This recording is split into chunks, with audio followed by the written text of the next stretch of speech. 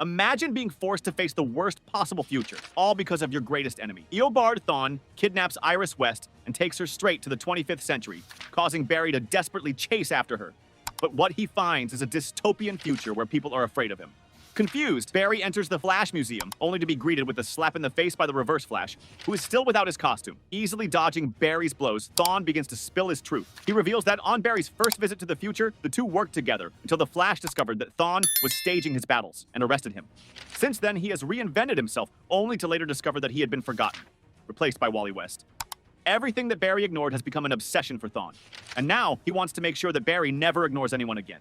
Pulling Barry by the foot, he drags him to Iris, only to reveal his identity to her. And as if that weren't enough, he also shows a timeline where Barry has two children, who ended up turning against him due to negligence. For Thawne, the Flash's greatest enemy is himself, for always leaving aside those who matter most.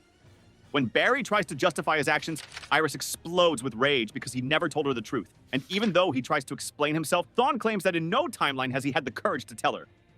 Now, with Iris as a hostage, he forces Barry to follow him to the negative Speed Force, promising that he will never leave again. But Barry comes back, and this time, as the negative Flash, consumed by rage, promising to kill Thawne. The two go on a brutal race around the planet, with Thawne trying to convince Barry to abandon everything and join him.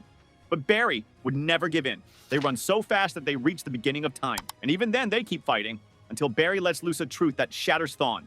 He wasn't forgotten by some cosmic event. He was forgotten because he was irrelevant. At the height of his rage, Barry expels him from the Speed Force, stripping him of his powers. But even in defeat, Thawne vows to continue ruining Barry's life, until Iris finally disintegrates him with a weapon from the Flash Museum. But for Barry, the real pain wasn't the battle, it was everything he lost along the way.